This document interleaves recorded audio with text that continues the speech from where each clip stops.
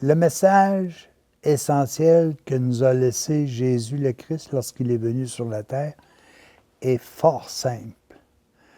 Puis il est progressif par rapport à tout ce que l'on a connu dans l'Ancien Testament. Ce message, c'est « Aimez-vous les uns les autres comme je vous ai aimé ».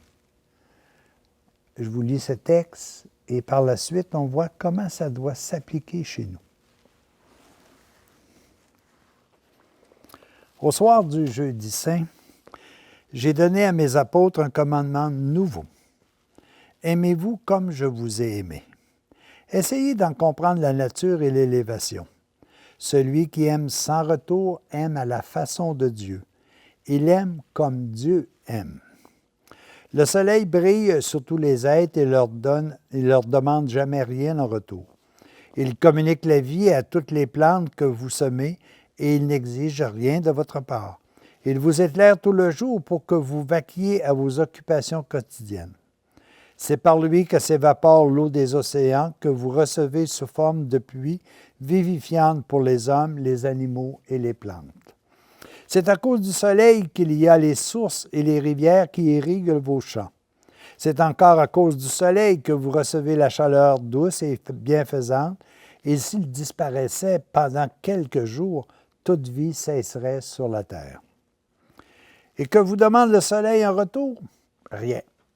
Il donne, il donne, il donne sans cesse, sans arrêt. Le soleil est l'image du Père céleste qui répand sans cesse son amour sur tous les êtres créés. C'est l'amour du Père qui a fait les immenses créations, celles que vous voyez et celles encore beaucoup plus nombreuses que vous ne soupçonnez même pas d'exister. C'est l'amour infini du Père qui s'est penché sur vous, vous créant à son image et vous communiquant sa vie, afin qu'un jour vous puissiez revenir à lui revêtu d'une beauté parfaite. C'est pour cela qu'il a lancé à toutes les créations intelligentes de son grand univers une proclamation presque incompréhensible pour vous. Soyez parfaits comme le Père céleste est parfait. Comme le Père, le chrétien parfait donne sans cesse. Il répand la joie, l'amour et la lumière de la vie sur toutes les créatures qui l'entourent. Son amour réchauffe les âmes froides. Sa lumière jaillit dans les ténèbres de l'esprit. Sa miséricorde se penche sur toutes les misères et sur toutes les détresses. J'ai passé sur la terre en messager de l'amour infini du Père. J'ai passé en faisant le bien, en illuminant les âmes avec la lumière de la vérité, en leur communiquant la vie d'amour du Père. Je leur ai donné la plus grande preuve d'amour. J'ai donné ma vie pour elles. Vous aussi, répandez sans cesse votre amour sur toutes les âmes. Donnez peu à peu votre vie pour elles, afin qu'elles aient la vie éternelle. En donnant votre vie, vous la sauvez pour l'éternité. C'est intéressant. Jésus est venu sur la terre puis il a dit un jour, vous savez, moi je ne suis pas venu pour abolir la loi, je suis venu pour la parfaire. Et quand on regarde l'Ancien Testament, on a sensiblement les mêmes orientations qu'il nous est données. On dit « Aime Dieu de tout ton cœur, de toute ton âme, de toutes tes forces, de tout ton esprit. » Après ça, on dit « Aime ton prochain comme toi-même. » C'était l'étape à laquelle nous étions capables de répondre à ce moment-là. Et on voit aujourd'hui dans les différentes règles d'or ou les règles d'argent, si tu veux, de plusieurs religions, on dit « Ne fais pas aux autres ce que tu ne voudras pas qu'on fasse à toi. Fais aux autres ce que tu voudrais qu'on fasse à toi. » Alors, on se rapporte toujours par rapport à nous. Et bien souvent, ça veut dire que moi, j'appelle ça de même, c'est plutôt des religions de l'Ancien Testament. Mais Jésus est venu sur la terre puis nous a donné une petite coche plus élevée encore. Parce qu'il nous a dit, c'est beau aimer comme vous aimeriez qu'on vous aime, mais il dit bien plus que ça. Il dit, aimez-vous les uns les autres comme je vous ai aimé. Il s'est placé comme exemple. Et qu'est-ce qu'il a fait, Jésus, sur la terre? Il a été tout simplement un exemple.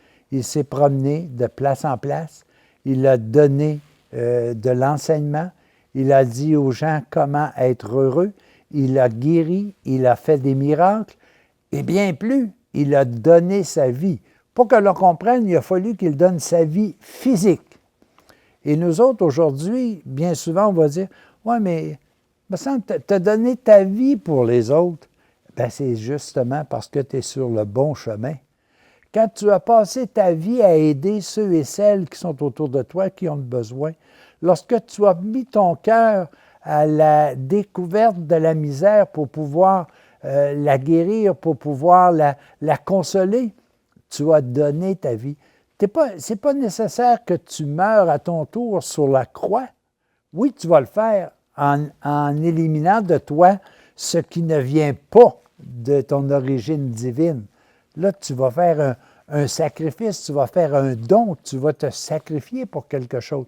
Mais en réalité, le plus grand sacrifice que Dieu donne, qu'il demande, c'est-à-dire, c'est de dire, écoutez là, ce qui est important, c'est vous consacriez le plus de votre instinct de vie terrestre, de vos instants de vie terrestre, à aider ceux et celles qui vous entourent.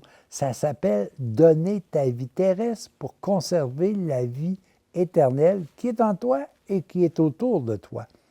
Alors, je trouve ça extraordinaire de voir cette progression où on me dit « aime les autres comme toi-même ». Après ça, il dit « non, aime les autres comme moi, je les ai aimés ». Puis peut-être que l'étape suivante, c'est « j'aurais plus besoin de dire ça », je vais dire « j'aime comme mon parent aime, comme Dieu aime ». Sans rien exiger en retour, en étant tout simplement moi-même, c'est-à-dire un germe divin qui est présent sur terre pour pouvoir établir en nous et autour de nous le royaume de Dieu. Aimez-vous les uns et les autres comme Jésus vous a aimé. Donnez votre vie pour rendre les gens heureux autour de vous, tout en établissant en vous et autour de vous le royaume de Dieu.